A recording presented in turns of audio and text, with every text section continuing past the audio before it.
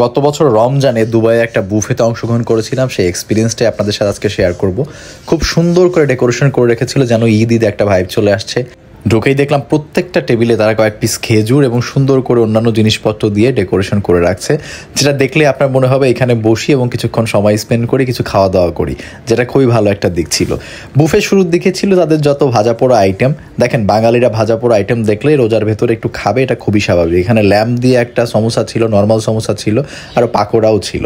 এরপরে আমরা গেলাম সালাদ সেকশনের দিকে, যেহেতু সারাদিন রোজা, তারপরে একটু হেলদি খাবার খাওয়ার ট্রাই না করলে হয় নাকি। আসলে এই খাবারগুলো দেখতেই ভালো লাগে এবং প্রথমে মনে হয় যে অনেক খাও, বাট খাওয়া হয় না। বাট বুফের একদম মেইন অ্যাট্রাকশন ছিল আস্ত একটা ল্যাম্প দিয়ে তারা এই যে বিরিয়ানিটা তৈরি করে রেখেছিল, এবং সবাই এখানে যাচ্ছিল, আমিও ট্রাই করেছিলাম। এরপরে চিকেন বিরিয়ানি সহ অনেকগুলো খাবার ছিল, যেগুলোর ফুটেজ আমি নিতে ভুলে গেছি। তারপরে আমি চলে গেলাম তাদের ডেজার্ট সেকশনের দিকে। এখানে খেজুরের কয়েকটা ডেজার্ট ছিল এবং এত মজা ছিল যা বলে বোঝানো যাবে না।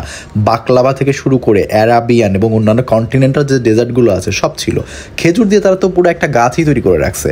দুবাইয়ের বুফেতে অলওয়েজ কিছু না কিছু ফলের আইটেম থাকবে, যেটা এখানেও ছিল। আরেকটা আইটেম তারা ডেজার্টের মধ্যে করেছিল, যেটা হচ্ছে সেমাইয়ের মতো। এরপরে তাদের বিখ্যাত লেন্টিল স্যুপ। এটা সিম্পল ডালের মতো হলেও এই স্যুপটা খেতে এত বেশি ভালো লাগে যা বলে বোঝানোর মতো না। এবং আমি দেখেছি মিডল ইস্টের সমস্ত রেস্টুরেন্টই এই টাইপের স্যুপটা তারা সার্ভ করে থাকে, যেটা সবাই অনেক পছন্দ করে, আমারও খুব পছন্দের এটা। এরপর আমরা দেখলাম যে কয়েক প্রকার পিকেলস থেকে শুরু করে এই যে কয়েকটা জিনিস বানিয়ে রেখেছিল, যেগুলোর নামও আমি জানি না আসলে।